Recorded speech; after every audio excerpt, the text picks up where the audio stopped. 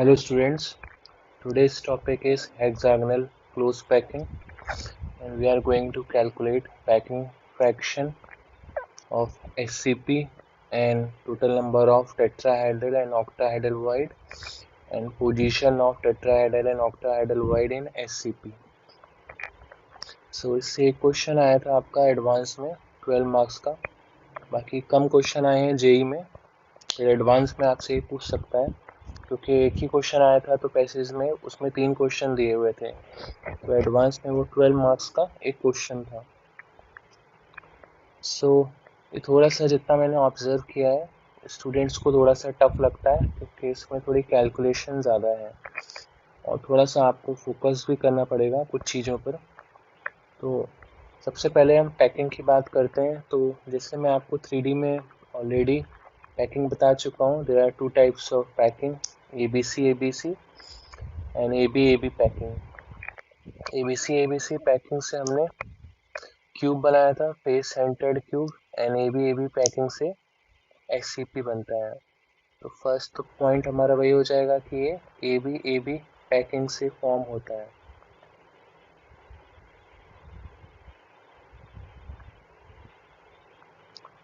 तो अगर मैं इसको रिप्रेजेंट करूं लेफ्ट साइड में, जैसे मान लीजिए हेक्सागोनल पैकिंग करनी है आपको, तो एक हेक्सागन बना लीजिए।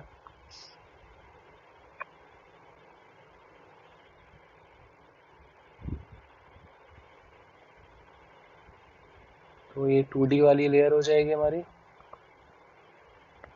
जिसमें 2 ट्रायंगुलर वॉइड निकलते थे, एक अबव फेस वाला और एक बिलो फेस वाला। तो एक लेयर ही हो जाएगी। अब इसके ऊपर अगर आपको याद हो तो सेम टाइप के ऊपर वाइड जैसे ट्राइंगल आपको दिख रहा होगा, सो इसमें अगर हम इसके ऊपर पार्टिकल्स को रख देते थे, इससे इसके ऊपर मान लीजिए मैंने पार्टिकल्स रख दिया, फिर ऐसा ये दूसरा वाला रख दिया यहाँ पर और एक यहाँ पर तीसरा रख दिया, तो ये हमारी सेकेंड लेयर होती थी ये। तो इसको मैं सेपरेटली दिखा रहा हूँ। तो ये तो हमारी ब्लू वाली जो लेयर है ये फर्स्ट लेयर है, ये ए लेयर हो जाएगी। ऐसे ही ये जो ग्रीन वाले पार्टिकल्स मैं इसके ऊपर रखने वाला हूँ तो वो हमारी बी लेयर हो जाएगी। तो 3 पार्टिकल्स रख सकते हैं आप, कैसे भी रखना चाहें। तो ये 3 पार्टिकल्स मान लीजिए मैंने इसके ऊपर ये इन वाइट को कवर करने के लिए जो रखे,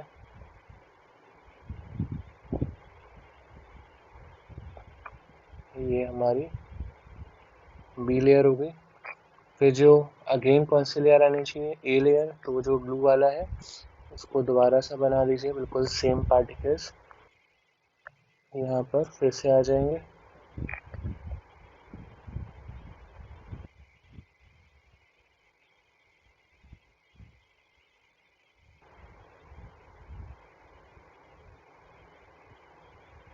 तो ये हमारी फिर से ए लेयर आ जाएगी। तो इसमें AB टाइप की पैकिंग होगी।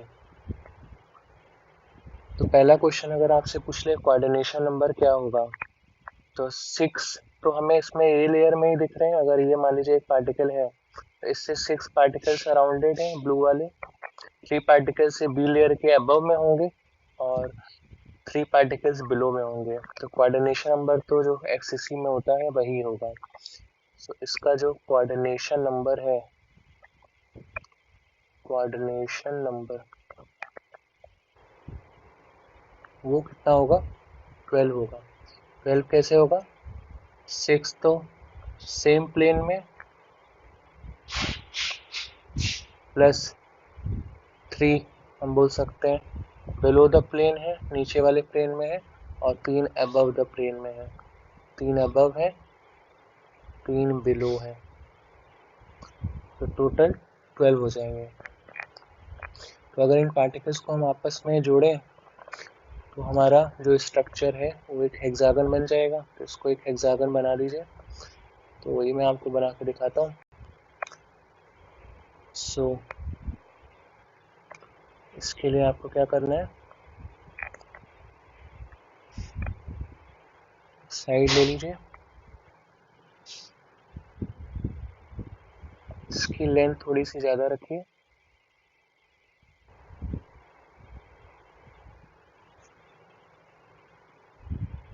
और जो ये नीचे वाला है इसकी लेंथ थोड़ी सी कम कर दी है, तो थोड़ा सा चेंज कर देते हैं। इसकी लेंथ थोड़ा मैं बढ़ाना चाहता हूँ जिससे कि आपको क्लियरली दिख जाए। इसकी लेंथ थोड़ी सी कम कर देते हैं वो इक्वली, सिर्फ मैं आपको रिप्रेजेंटेशन के लिए कर रहा हूँ। और इसको यहाँ पे जोड़ दें और इसको इससे जोड़ दें यहाँ पे। तो ये हमारी फर्स्ट लेयर है, लेयर ए वाली। तो इसमें यहाँ पर कॉर्नर पे पार्टिकल्स प्रेजेंट होंगे, पार्टिकल्स को रख देते हैं।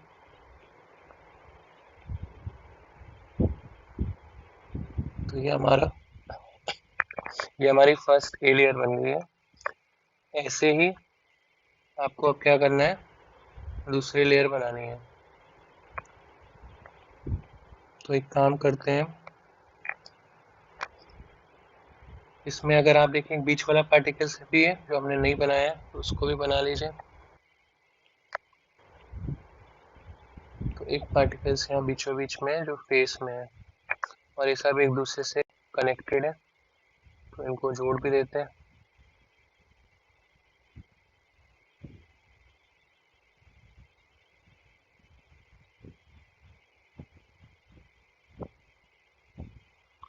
ये फर्स्ट फेज बन गया। तो अब आपको बी लेयर रखनी है। तो आप बी लेयर आप जानते हैं 3 पार्टिकल्स मैं रखूंगा यहाँ पर।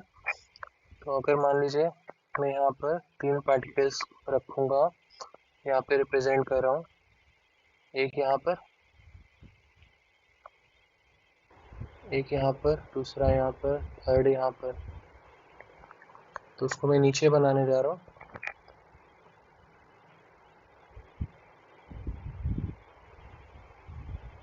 तो उसके लिए काम करता हूँ, ए लेयर फिर से कॉपी कर देते हैं एक बार कि हम बी लेयर फिर दोबारा बना पाए। तो इसी को मैं कॉपी कर देता हूँ।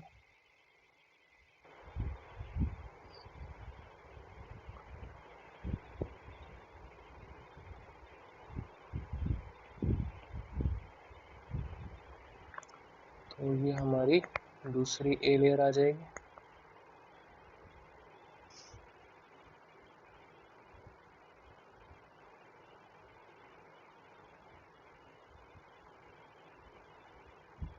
करेक्ट है।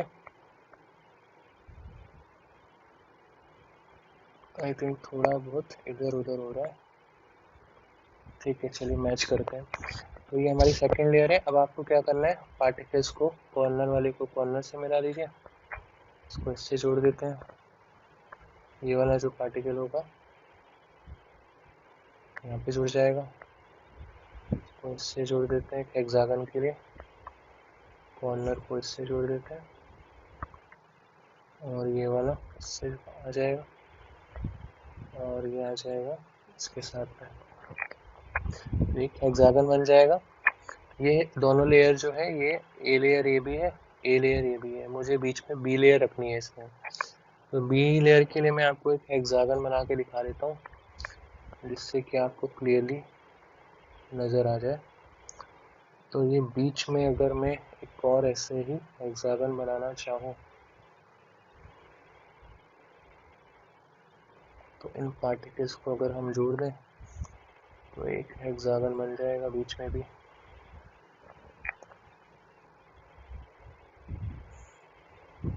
राइट, ये भी सेम ही है बिल्कुल।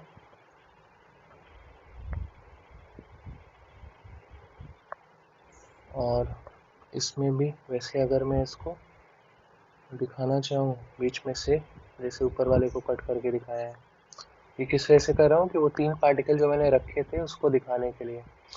तो वो 3 पार्टिकल्स हमारे जो है ये नीचे वाले लेयर पे है, एक ये रहा, दूसरा यहाँ लेफ्ट में हो जाएगा, और तीसरा यहाँ पर हो जाएगा।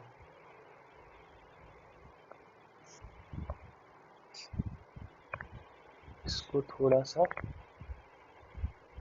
बीच में कर देते हैं, ऐसा यहाँ पर ये पार्टिकल हो जाएगा तीसरा। तो ये हमारा ABC ABC पर ए बी लेयर का फॉर्मेशन हो गया, जिससे एक हमने हेक्सागन बना लिया। आई होप आपको क्लियर हो गया होगा। तो अब इसमें मैं बीच वाले जो पार्टिकल्स हैं, अगर इनको आपस में जोड़ दूं तो ये एक ट्राइंगल फॉर्म कर लेंगे। इसी की हेल्प से अभी मैं पैकिंग एफिशिएंसी कैलकुलेट करूंगा।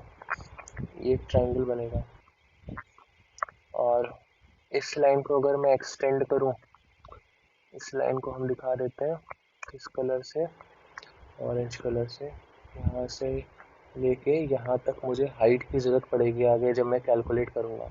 हाइट क्यों, वो आगे देखते हैं। बट हाइट जब मैं निकालूंगा तो मुझे एक काम करना पड़ेगा, इस ट्राइंगल से निकालनी पड़ेगी हाइट। अब वो ट्राइंगल से निकलेगी कैसे, उसके लिए हमें ये जो रेड वाला पार्टिकल है इससे इसको मिलाना पड़ेगा यहाँ पे, इस तरीके से। तो ये हाइट का ध्यान रखिएगा। एक टोटल यहाँ से यहाँ तक की जो हाइट होती है इसको हम c बोल देते हैं, और यहाँ से यहाँ तक की जो हाइट है इसको हम h बोल देते हैं। तो ये यहाँ से लेके इसके मिड पॉइंट तक की जो हाइट आएगी वो h है, और टोटल हाइट जो है वो c है। तो इतना आपको समझ में आ गया होगा। तो सबसे पहले हमें यहाँ पर अब पैकिंग एफिशिएंसी इसकी कैलकुलेट करनी है। इसके लिए तो पैकिंग एफिशिएंसी का फॉर्मूला आप जानते हैं कि कितना वॉल्यूम ऑक्यूपाई किया है पार्टिकल्स ने divided by total volume of the unit cell. तो फॉर्मूला तो वही है,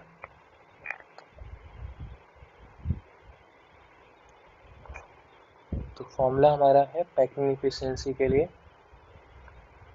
पैकिंग फ्रैक्शन या पैकिंग एफिशिएंसी का होता है Z into volume occupied by particles, तो 4/3 pi R cube divided by volume of hexagon. इस बार क्यूब तो है नहीं, वॉल्यूम ऑफ हेक्सागन। तो सबसे पहले हम Z निकाल लेते हैं यहाँ पर। तो Z निकालने के लिए ध्यान दीजिए कि इसमें कितने टाइप के टोटल पार्टिकल्स हैं हमारे पास। पार्टिकल ए लेयर में दो टाइप के हैं। कौन कौन से, ये कॉर्नर वाले जो होंगे, जैसे जो ब्लू वाला है, ये कितने से शेयर्ड होगा। तो इसमें एंगल कितना होता है, 120 होता है। इसका मतलब सेम प्लेन में मैं कितने और ऐसे हेक्सागन बना सकता हूँ, दो और बना सकता हूँ। सो तीन तो ये सेम प्लेन में शेयर करेगा, इसके अलावा ऐसे ही तीन ऊपर भी होंगे। तो इसका मतलब इसका एक हेक्सागन में कंट्रीब्यूशन कितना होगा, 16। जबकि फेस वाला पार्टिकल का तो कंट्रीब्यूशन हम जानते हैं 1/2 होता है, 1/2 होता है। और ये बॉडी के अंदर जो है इनका पूरा कंट्रीब्यूशन 1 होगा। तो अगर मैं Z निकालूं अब इसका, अगर Z निकाला जाए हेक्सागोनल क्लोज पैकिंग के लिए, तो ऊपर वाले पार्टिकल देखिए 6 कॉर्नर के थे, ऊपर ही थे, और 6 बॉटम में भी थे। इसका मतलब मेरे पास 12 तो कॉर्नर के पार्टिकल्स हैं, और जो 12 कॉर्नर के पार्टिकल्स हैं वो कितना कंट्रीब्यूट करते हैं, 16 कंट्रीब्यूट करते हैं। इसके अलावा फेस के पार्टिकल्स कितने हैं हमारे पास, 2, और उनका कंट्रीब्यूशन कितना है, 1/2। ये 12 कौन से हैं, कॉर्नर के, और ये 2 कौन से हैं, फेस वाले। इसके अलावा 3 पार्टिकल्स बॉडी के अंदर है जिनका पूरा कंट्रीब्यूशन आ रहा है। तो यहाँ से इसको सॉल्व करें अगर हम, तो SCP का Z कितना आ जाएगा, 2 + 1 + 3। इसका मतलब SCP का Z कितना होता है, 6 होता है। ओके, सो इसका Z जो आ गया वो 6 आ गया। एक तो हमने कैलकुलेशन कर ली। अब हमें वॉल्यूम निकालना है इसका। तो अगर आप एक चीज यहाँ पर देखें ऊपर हेक्सागन में, कि जो ये पार्टिकल्स होते हैं ये तो एक दूसरे से अटैच्ड होते हैं, सीधे जुड़े रहते हैं। तो इसका मतलब ये जो A है किसके बराबर होगा, 2R के, क्योंकि पार्टिकल्स एक दूसरे से जुड़े ही हैं सीधे। यहाँ पे लेफ्ट साइड में देखिए एक रिलेशन हमें और पता है कि हेक्सागन में a is equal to 2r तो हो गई, a is equal to 2r भी जरूर होगा इसमें। तो अगर पैकिंग फ्रैक्शन मुझे निकालना है या पैकिंग एफिशिएंसी निकालनी है तो ये हो जाएगा 6 into 4/3 pi r cube divided by volume hexagon का वॉल्यूम। अब इसको ऊपर मैं लिख सकता हूँ क्या, इसको डिवाइड कर दीजिए तो ये 8 हो जाएगा। 8 को मैं ऐसे लिख सकता हूँ 2r क्यूब, और हेक्सागन का वॉल्यूम एक्चुअली किसके बराबर होगा, एरिया इनटू हाइट के बराबर। तो देखते हैं अभी कैसे कैलकुलेट करेंगे। तो ऊपर जो वॉल्यूम आया है, जो पार्टिकल्स ने ऑक्यूपाई किया है, वो कितना आ गया, 2r को मैं क्या लिख सकता हूँ, a, तो पाई a क्यूब, और ये भी मैं कैलकुलेट करूंगा एरिया इनटू हाइट। तो अगर हमसे पूछ ले वॉल्यूम ऑक्यूपाइड बाय पार्टिकल्स कितना है, तो हमारा आंसर क्या होगा, पाई a क्यूब। और हमें किसमें डिफिकल्टी आने वाली है, volume of the hexagonal units है, उसको कैलकुलेट करने में हमें प्रॉब्लम आने वाली है, वही थोड़ा सा लेंथी पार्ट है इसका। अब हमें एरिया और हाइट निकालना है इसका। ये एक हेक्सागन है, इसमें इक्वेटोरियल ट्रायंगल बनना है, और आप जानते हैं 6 ट्रायंगल है इसमें, उसका हम एरिया जानते हैं फॉर्मूला। तो एरिया क्या होता है उसका, 6 है, इसमें 6 ट्रायंगल बनना है। इसको अगर हम आगे सॉल्व करें, पाई a क्यूब, एरिया कितना हो जाएगा, 6 है एक तो, और 6 ट्रायंगल इक्वेटोरियल का √3/4, और जो एज लेंथ है वो कितनी, a²। ये एरिया होता है ट्रायंगल का, इक्वेटोरियल ट्रायंगल का। तो 6 इंटू √3/4 a²। इसके अलावा हमें एक और चीज भी चाहिए, क्या चाहिए, जैसे मैंने आपको पहले बताया था कि मुझे ये जो ए है इनके बीच के हाइट चाहिए टोटल। तो यहाँ से लेके इस पॉइंट तक मुझे पूरी लेंथ चाहिए, राइट, जिसको हमने क्या बोला था, सी। तो ये जो ऑरेंज वाली लाइन है ये पूरी हाइट सी थी हमारी, और इस मिड पॉइंट तक जहाँ पे ट्राइंगल को कट कर रहा था वो एच थी। तो इस लेंथ को मैं सी ले रहा हूँ यहाँ पर, और इस हाइट को मैं सी ले रहा हूँ। ये सी मुझे कैलकुलेट करना है। सी किसके बराबर है, ऊपर 2h के बराबर है। तो किसी तरह अगर h मिल जाए तो फिर पैकिंग एफिशिएंसी निकल जाएगी। परसेंटेज में निकालना है तो यहाँ पे 100 से मल्टीप्लाई कर देंगे हम, ठीक है। अब प्रॉब्लम क्या है, प्रॉब्लम किसमें है, सिर्फ ये जो हाइट है वो निकालने में। तो हाइट को निकालने के लिए मैंने आपको ऊपर ये ट्रायंगल बना के दिखाया था, तो इस पे बस सब फोकस करेगा। अब हम करने क्या वाले हैं इसमें कि जो ये रेड वाले जो 3 पार्टिकल्स हैं जिसमें ये ट्रायंगल फॉर्म हो रहा है, इसमें हमें किसी तरह कौन सी लेंथ निकालनी है, h निकालना है। और h निकालने के लिए एक लेंथ हम जानते हैं हमारे पास है, कौन सी है, ये पार्टिकल्स और ये पार्टिकल एक दूसरे से जुड़े रहते हैं। तो ये तो किसके बराबर है, ये तो एज लेंथ के बराबर है, तो हम ऑलरेडी जानते हैं a होगा। और निकालना हम कौन से चाहते हैं, हम यहाँ से यहाँ तक की लेंथ h निकालना चाहते हैं। इसका मतलब मुझे किसी तरह यहाँ से लेके इस पॉइंट से लेके ये, इसको मैं b ले रहा हूँ, ये b पता चल जाए तो फिर मैं पाइथागोरस से इसको कैलकुलेट कर सकता हूँ, राइट।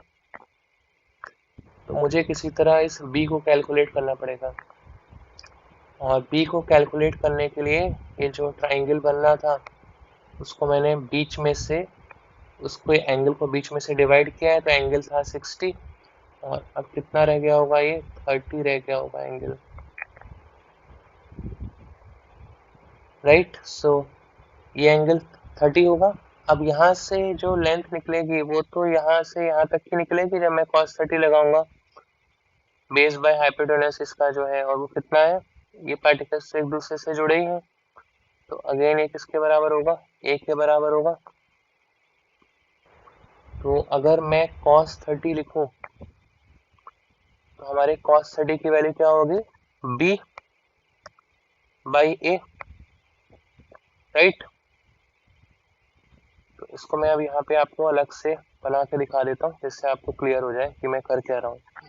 तो मैं जो यहाँ पे एक फेस वाला पार्टिकल था, इससे लेके जो दूसरा फेस का पार्टिकल है वो लेंथ निकालने की कोशिश कर रहा हूँ, और यहाँ पे इसके बीच में मेरे यहाँ पर 3 पार्टिकल्स आ रहे हैं ट्राइंगल वाले। सो यहाँ पे 3 पार्टिकल्स आ रहे हैं तो ट्राइंगल फॉर्म कर रहे थे।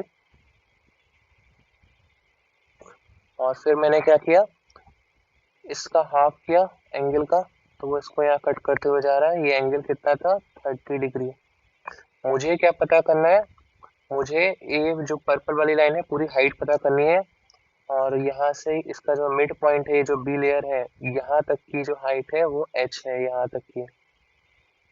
तो h अगर मिल गया तो मैं 2 टाइम्स कर दूंगा तो मुझे टोटल लेंथ मिल जाएगी। ये cos 30 है, इसको मैंने कितना ले लिया, ये वाली लेंथ हम जानते हैं, ये लेंथ कितनी है हमारी, पूरी a है, और ये इसको मैंने कितना लिया है, b लिया है इस लेंथ को, ठीक है। सो cos 30 अगर मैं रखूं, अब cos 30 किसके बराबर हो जाएगा, b बाई a के, करेक्ट है। तो b किसके बराबर हो जाएगा हमारा, a √3 बाई 2 के। बट प्रॉब्लम क्या है, यहाँ से यहाँ तक की लेंथ टोटल मुझे मिली है, यहाँ पे देखिए, यहाँ से यहाँ तक की ये टोटल लेंथ मिली है, जबकि मुझे तो इतनी लेंथ चाहिए, सिर्फ यहाँ से यहाँ तक की ये लेंथ चाहिए मुझे, पूरी लेंथ तो चाहिए नहीं। तो एक्चुअल में b जो था वो मुझे इसका जो सेंट्रॉइड है वो चाहिए। तो ये ट्राइंगल का सेंट्रॉइड की लेंथ कितनी हो जाती है, 2/3। तो एक्चुअल में ये b था हमारा, तो मैंने बस आपको रिप्रेजेंट करने के लिए, ट्राइंगल बताने के लिए कर दिया।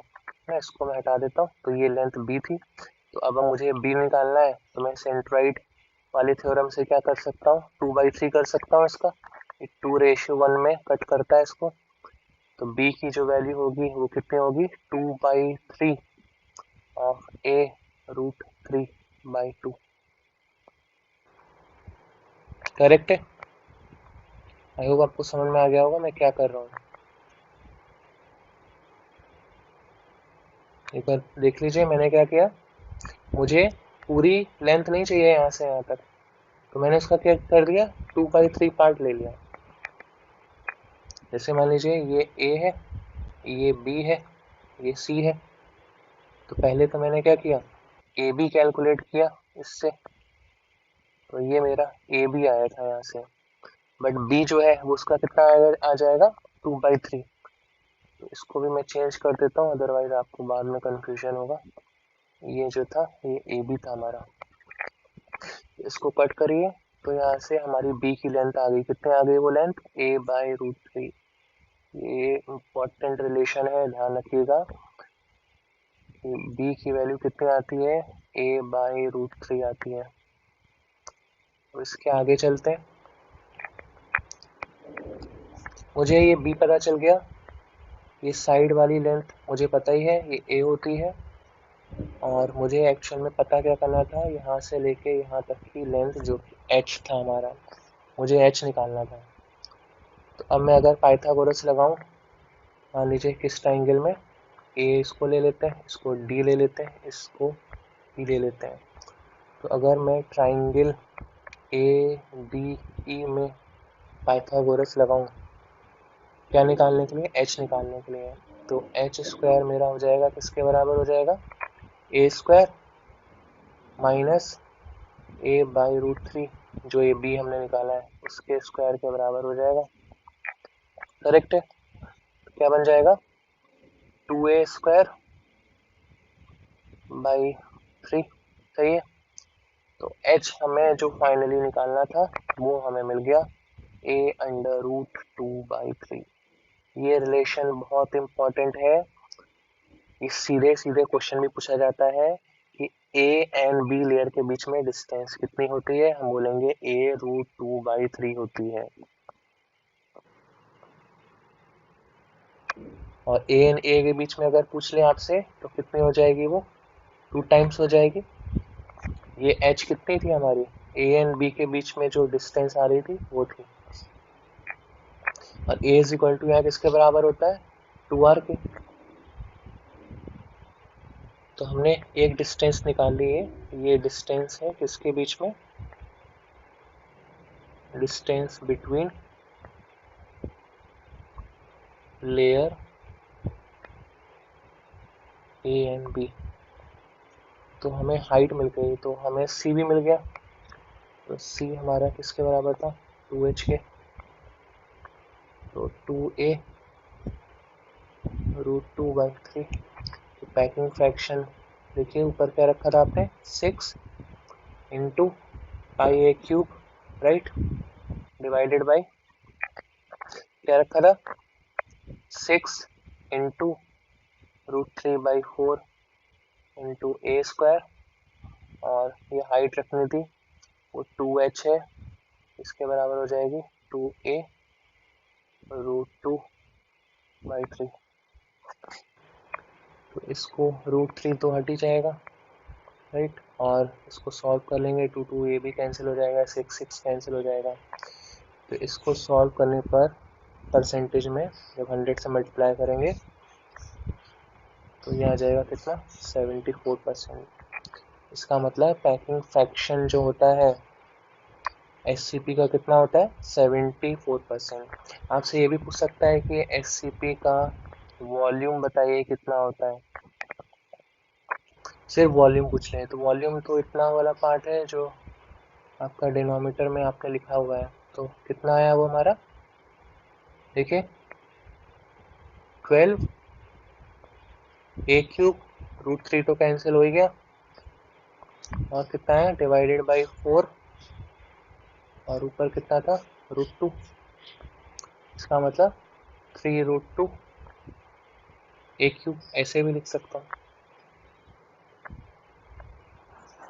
और आपको अगर पाई में पूछ लेता इसी चीज को तो आप क्या लिखते, 6π/3√2। a³ तो हट ही जाएगा। तो ये हेक्सागोनल का पैकिंग फ्रैक्शन हो गया। आई होप आपको क्लियर हो गया होगा। इसको आप 2-3 बार प्रैक्टिस करेंगे तभी आपको क्लियर होगा। ये मैंने कई बार बोला है, आपको कोई भी हार्ड टॉपिक की मास्टरी करनी है उसको रिपीट करिए सेवरल टाइम्स, 7 to 8 टाइम्स, तो आपको बहुत ही इजी लगने लगेगा वो टॉपिक। इसमें एक और डिफिकल्ट पार्ट आता है एडवांस लेवल में, उससे क्वेश्चन नहीं आया है क्योंकि वो बहुत ही, हम बोल सकते हैं कॉन्सेप्चुअल हाई लेवल क्वेश्चन बन सकता है कि इसमें tetrahedral void and octahedral void कितने होते हैं एंड कहाँ कहाँ होते हैं, कितने होते हैं। ये बिल्कुल बेसिक क्वेश्चन है क्योंकि हमारे पास सीधे फॉर्मूला है, क्योंकि मैं पहले भी बता चुका हूँ आपको कि Z के बराबर क्या होता है, ऑक्टाहेड्रल वॉइड। और टेट्राहेड्रल वॉइड जो होते हैं, टेट्राहेड्रल वॉइड होते हैं वो 2 टाइम्स होते हैं OHV के। Z कितना आया था इसका, 6 आया था। तो ऑक्टाहेड्रल वॉइड कितने होंगे total, 6, and tetrahedral void total कितने होंगे, 12।